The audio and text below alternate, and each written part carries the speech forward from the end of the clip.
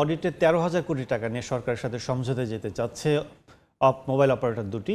এ বিষয়ে আলোচনার জন্য আমাদের সঙ্গে যুক্ত হয়েছেন টেলিযোগাযোগ ও তথ্য প্রযুক্তি খাত বিশ্লেষক রাশেদ মেহেদী। জনাব মেহেদী, আপনাকে স্বাগত জানাচ্ছি। ধন্যবাদ আমাকে আমন্ত্রণ জানানোর জন্য। আমরা একটু শুরুতে যেতে চাই, সেটা হচ্ছে যে 13,000 কোটি টাকারও বেশি অডিট বকেয়া নিয়ে সরকারের সাথে সমঝোতে যেতে চাচ্ছে দুটি মোবাইল অপারেটর। সেক্ষেত্রে আসলে এই যে অডিট আপত্তি কিংবা নিষ্পত্তি 6 বছরের মামলা, কি মনে করছেন? এটা 6 বছর না, 2014 সালেই অডিট অপারেটর প্রথমে আসে এবং এটা তখন দুই অপারেটরের কেউই আসলে কিন্তু এই অডিট করতেও সহযোগিতা করেনি। তারপরে বিটিআরসি উদ্যোগ নিয়েছে, অডিট হয়েছে এবং অডিট হওয়ার পরে তাদের প্রায় দুই অপারেটর মিলে প্রায় 14,000 কোটি টাকার মতো একটা অডিট আপত্তি আসে। কিছু টাকা কিন্তু দিয়েছে, গ্রামীণ ফোনের মধ্যে প্রায় 1200 কোটি টাকা এবং রবি বোধহয় 138 কোটি টাকার মতো দিয়েছে।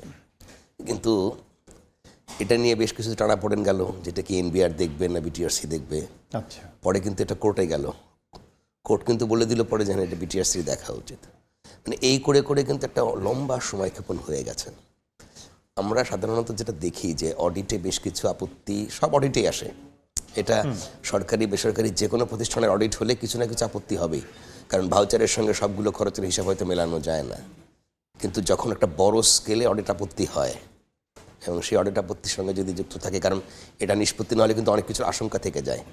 এটা ওভার ইনভয়েসিং হয়ে টাকাটা বাইরে চলে গেছে কিনা, এটা একটা সবচেয়ে বড় আশঙ্কা কিন্তু, বা কি পরিমাণ ট্যাক্স কিংবা ফাঁকি দেওয়া হয়েছে কিনা। যদিও মোবাইল অপারেটর দাবি করেছিল তাদের যে সিম রিপ্লেসমেন্ট ট্যাক্স ছিল সেটাকে আসলে তারা মানে হিসেব করতে ভুল করেছে, এনবিআর বা এনারা অডিটের লোকজন 2 বার করে করেছে, এরকম তাদের একটা ব্যাপার ছিল। বেশ কিছু বক্তব্য তারা ছিল, কিন্তু সেটা নিষ্পত্তি করতে এত সময় লাগার কিন্তু কথা না। একটু বলে যে সিম রিপ্লেসের ক্ষেত্রে তো একবার অপারেটর বিক্রি করছে, আবার রিপ্লেসে আবার বিক্রি করছে, সেখানে কি ভ্যাট কিংবা ট্যাক্স কি যুক্ত হয়? হ্যাঁ, সিম যখন রিপ্লেসমেন্ট হয় সাধারণত যেটা বলা হয় যে আপনি তো একবার নেওয়ার সময় ট্যাক্স দিয়েছেন, কিন্তু রিপ্লেসমেন্টের সময় আসলে ওই চার্জটা হয় না। কিন্তু এখানে বলা হচ্ছে যে কিন্তু মোবাইল অপারেটর কোনো চার্জ করবে না, কিন্তু একটা সরকারের একটা ডিউটি থাকে।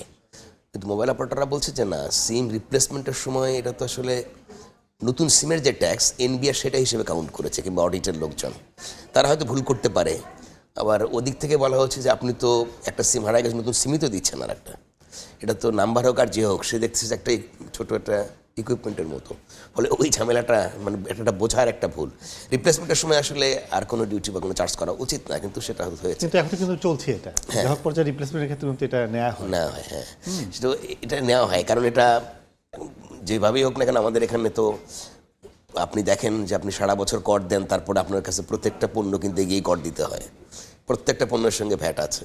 এই টেলিযোগাযোগ খাতের যদি মানে ভ্যালু চেনের কথা বলি, প্রত্যেকটা ভ্যালু চেনেই কিন্তু ভ্যাট আছে, যে ভ্যাট থাকার কথা না। মানে সব যে কারণে আসলে আপনার কিন্তু এই দামগুলো বেড়ে যায়, ইন্টারনেটের দাম বেড়ে যায়, আপনার মোবাইলের কল রেটের সময় বেড়ে যায়, কারণ 3-4 স্তরে ভ্যাট দিতে হয়। সেই ভ্যাটের আবার যেমন রেয়াত পাবেন কিনা সেটা নিয়ে অনেক জটিলতা তৈরি হয়, যেটা এই যে এই অডিট নিয়ে তৈরি হয়েছে। এটা কিন্তু অনেক আগে নিষ্পত্তি হওয়া উচিত ছিল, কারণ যেটা সরকারের পাওনা সেটা পাওয়া উচিত। আর অডিট যদি নিষ্পত্তি না করেন, এই যে দীর্ঘক্ষণ ঝুলে রেখেছেন, ভাই আমাদের তো এই টেলিযোগাযোগ সেক্টরের বাইরে থেকে বিনিয়োগ আসে, সেই বিনিয়োগটা কিন্তু একটা অনিশ্চয়তার মধ্যে পড়ে। কারণ যে লোকটা অনেক বড় স্কেলে বিনিয়োগ করবে বা এফডিআই দেবে, সে যখন দেখে যে এরকম 2014 সালের একটা অডিট নিয়ে এখনও গভর্নমেন্ট নিষ্পত্তি করতে পারে নাই, তার মানে আমাদের রেগুলেটরি স্ট্রাকচার বলেন, আমাদের গভর্নমেন্টের যে মেকানিজমগুলো বলেন, সবগুলো তো আসলে তখন দুর্বলতা প্রমাণিত হয়। এবং এই বিনিয়োগ করে আবারও এরকম একটা আপত্তির মধ্যে, একটা সংকটের মধ্যে পড়বে কিনা, ফলে নতুন বিনিয়োগ আসে না, নেগেটিভ একটা ইমেজ রচনা হয়, তৈরি হয়। ফলে এই ধরনের বিষয়গুলোকে দ্রুত নিষ্পত্তি করা উচিত। সেক্ষেত্রে এই যে পাল্টা যে মামলাও করেছে অপারেটর দুটি বিটিএসির বিরুদ্ধে, সেক্ষেত্রে এই যে পাল্টাপাল্টি মামলা সবকিছু মিলে আসলে কি মনে করছেন যে কোথায় যাবে? মামলা হতে পারে, কারণ আপনি যখন একটা অডিট আপত্তি দিচ্ছেন তাদের রাইট আছে, তারা কোর্টে যেতে পারে। কিন্তু মুশকিলটা হলো কোর্টে এটা কতদিন ঝুলে থাকবে। গভর্নমেন্টের তো কিছু কিছু ক্ষেত্রে প্রায়োরিটি দেওয়া উচিত, যেখানে বিদেশি ক্ষতিটা কেমন হচ্ছে দুপক্ষের? এক পক্ষের হচ্ছে যে গভর্নমেন্ট দীর্ঘদিন টাকাটা পাচ্ছে না, এটা তো অবশ্যই ক্ষতি, কারণ টাকার অঙ্কটা অনেক বড়। ফলে নিষ্পত্তি না হওয়া পর্যন্ত গভর্নমেন্ট আসলে টাকাটা পাবে না, এটা গভর্নমেন্টের দিক থেকে ক্ষতি।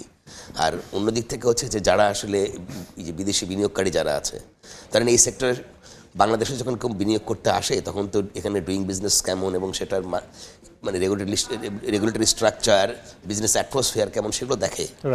একটা মার্কেট অ্যানালিসিস তো হয়, সেই অ্যানালিসিস যখন করবে তখন দেখবে যে এরকম বাংলাদেশের সবচেয়ে বড় খাতে যে বড় বড় বিনিয়োগকারী, তাদেরই অডিট আপত্তি এরকম 10 বছর 12 বছর পড়ে আছে, তখন কি হবে? তখন কিন্তু অন্য খাতেও কেউ বিনিয়োগ করতে এসে বিনিয়োগ সম্মেলন আপনি অনেক বড় বড় করলেন, প্রচুর বিদেশিদেরকে নিয়ে আসলেন এবং তারা মার্কেট অ্যানালিসিস করে দেখলো এই অবস্থা। তারা কিন্তু আপনার ওই গভর্নমেন্টের সুন্দর সুন্দর ব্রোশিওর দেখবে না, তাদের নিজস্ব মেকানিজমে পুরো মার্কেটের সিনারিওটা তারা নেবে। তো আপনি যে সিনারিওটা গ্রাউন্ডে রাখবেন সেটাই তাদের কাছে যাবে। আমরা এর আগে আলোচনা করেছিলাম যে আমাদের টেলিযোগাযোগ খাতে যে বিনিয়োগ, বিদেশি বিনিয়োগ, সেটি সম্ভাবনা নিয়ে। বছর শেষ হয়ে গেছে, আপনারা কি দেখছেন আসলে বিনিয়োগটা কোন পর্যায়ে, কি অবস্থা, কিংবা সম্ভাবনা কতটুকু আগামী দিনে? আসলে সত্যিকার অর্থে যেটা বলি, টেলিযোগাযোগ খাতে অনেক দিন থেকেই আসলে এফডিআই আসছে না, এই ধরনের অনেকগুলো জটিলতার কারণে এফডিআইটা কমে গেছে। তারপরেও বেশ কিছু বিনিয়োগ হয়েছে, বিশেষ করে এই সময়কালে কিন্তু একটা বড় উল্লেখযোগ্য দিক হলো যে আমাদের দেশীয় অনেকগুলো কোম্পানি যারা নতুন নতুন ক্ষেত্রে বিনিয়োগ করেছে, ক্লাউডের ক্ষেত্রে বিনিয়োগ করেছে, আপনার অ্যাডভান্স নেটওয়ার্কের ক্ষেত্রে বিনিয়োগ করেছে। এই সমস্ত আপনার যেই কারণে কিন্তু একটা বিষয় হচ্ছে যে দেশীয় বিনিয়োগ অনেকটা বেড়েছে, কিন্তু বিদেশি বিনিয়োগের ক্ষেত্রে গভর্নমেন্টের কিছু সিদ্ধান্তে আসলে সমস্যা তৈরি করেছে, যে কারণে বিনিয়োগটা শুধু এই 1-1.5 বছরেই কিন্তু না, প্রায় 7-8 বছর ধরেই কম। আপনি যদি বিদেশি বিনিয়োগকারী কোনো প্রতিষ্ঠানকে লোকাল ব্যাংক থেকে লোন নেওয়ার সুযোগ দেন, তাইলে তো আর উনি বিদেশি বিনিয়োগ করবেন না, লোকাল ব্যাংক থেকে লোন নিয়ে বিনিয়োগ করবে। এখন লোকাল ব্যাংক যখন এরকম বড় বড় বিদেশি বিনিয়োগকারী পায়, তাদেরকে লোন দেয়, সে মনে করে লোনটা তার নিরাপদ, এটা খেলাপি হবে না, এটা দ্রুত ব্যাক করবে। আর লোকালগুলো তখন ঋণও পায় না, ফলে দুই দিকেই ক্ষতি হচ্ছে। এই যে একটা সিদ্ধান্ত যে বিদেশি বিনিয়োগকারী মোবাইল কোম্পানিগুলো বা বিদেশি বিনিয়োগকারী বিভিন্ন প্রতিষ্ঠানগুলো দেশি ব্যাংক থেকে লোন নিতে পারবে, এই একটা সিদ্ধান্তের কারণেই কিন্তু আমাদের আসলে বিদেশি বিনিয়োগ, আমি বলবো 50%-এরও বেশি কমে গেছে এই একটা কারণে। আপনি যদি এই সিদ্ধান্ত করেন, তখন কিন্তু তাদেরকে এখানে ব্যবসা করতে বিনিয়োগ করেই করতে হবে। এখন তারা তো লোকাল ব্যাংক থেকে ঋণ নেয়, আবার লোকাল ব্যাংকগুলো থেকে তারা ঋণ নেওয়ার কারণে আমাদের লোকাল কোম্পানিগুলো ঋণ পায় না, একটা সমস্যা তৈরি হয়। মেহেদী, অনেক অনেক ধন্যবাদ। আমার আলোচনা শেষ পর্যায়ে, ধন্যবাদ আপনাকে। আপনাকে ধন্যবাদ, থ্যাংক ইউ।